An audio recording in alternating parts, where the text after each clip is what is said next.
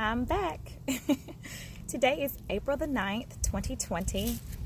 It's funny, I kind of use this YouTube channel as my personal diary, I guess, into the store and into the school, and to document what I'm feeling and the things that are going through my mind and in my head. I haven't really disclosed a lot about the building. I haven't been talking about it too much. So I felt like this YouTube channel was a way for me to kind of get some things off of my chest, because I'm not telling anybody about it right now.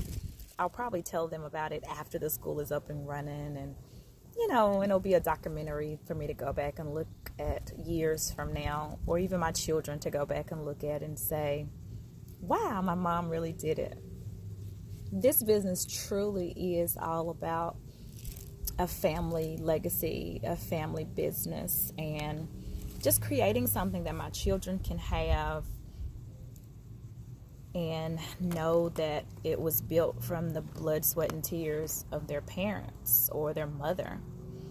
I know for me, a lot of African American family businesses, I feel, don't thrive, or they don't last, or they're not passed down from generation to generation.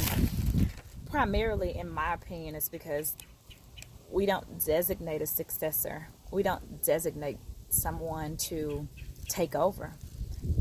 And I can understand how our ancestors or our grandparents could feel that way, because realistically, when you're thinking about it, you're grooming somebody to take over a business that you're emotionally attached to. Who's going to want to do that? But the reality is, if you don't groom someone, it won't last for the next 10 generations or 2 generations or even 1 generation.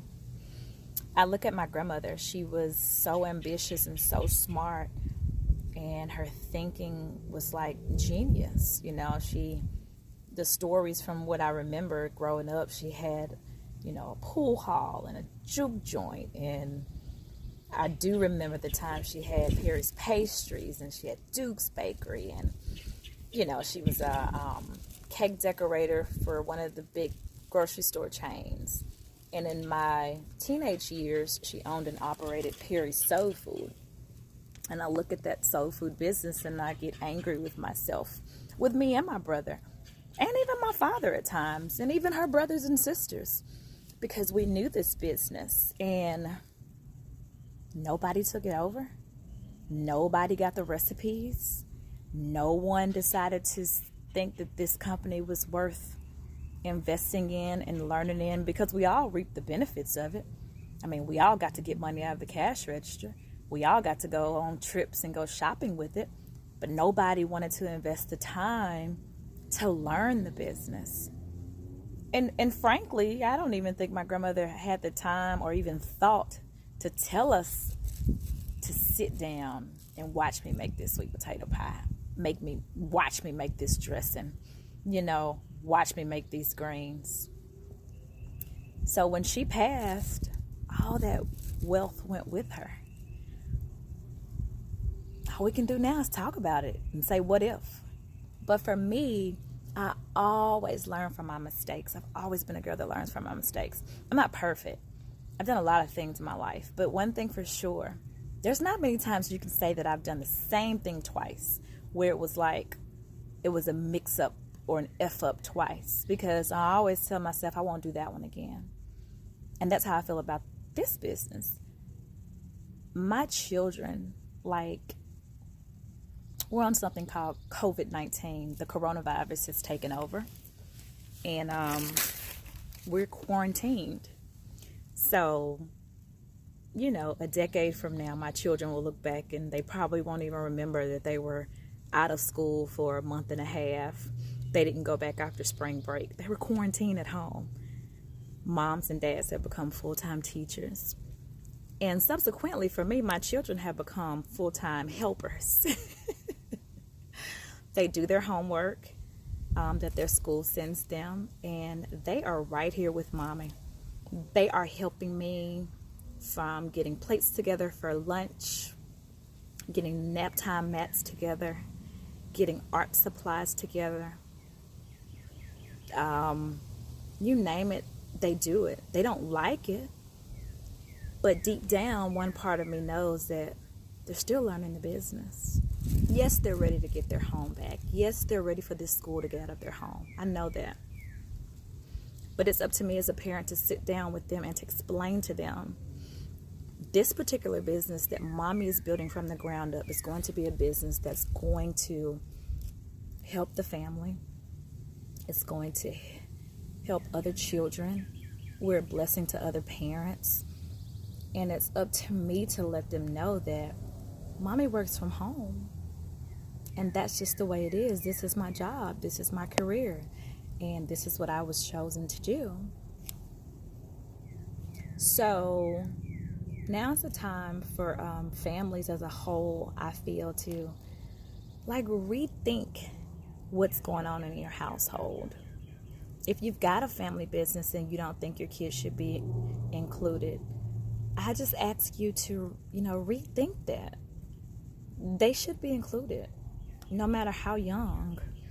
I feel like it's up to us to go ahead and pass these businesses down from generation to generation. Our counterparts do it all the time. I was at a very successful furniture company in my state of Mississippi, and I learned so much from the business side of working there. You see, I'm not like a normal employee when I go to a business. I'm always looking behind the scenes, like, if they can do it, I can do it.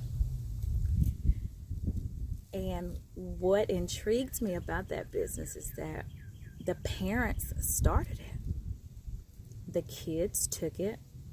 And even after I left the business, I later found out that then their children decided to come into the business. So when you think about it, yes, I'm sure their children went to college and got their own careers. But if your career doesn't work out, you have a family business that you know from the bottom to the top. You just jump right in and take your position. It doesn't get any sweeter than that. So, nap time is almost over. My assistant is about to leave. And I've got to go in. We're going to have an Easter egg hunt today, and we're going to do some cake decorating. These little cookies I purchased, they were Easter cookies. So we're going to decorate them. The kids are going to decorate them and take them home. But that was just my little rant for today about, passing along family businesses. And believe me, I don't believe every child wants to go into the family business. So I'm not saying be forceful. If they have their own interests and their own passions, by all means, let them go. But I still say expose them to it. Expose them to it, because you never know what life may hold. And they may decide, I think I'm going to go back home and be a part of the family business. That's just my 2 cents. Anyway, happy quarantining for everybody, because the whole world is pretty much quarantining. So hopefully by the summer we'll be on somebody's beaches in swimwear, just thanking God that we survived. Bye-bye.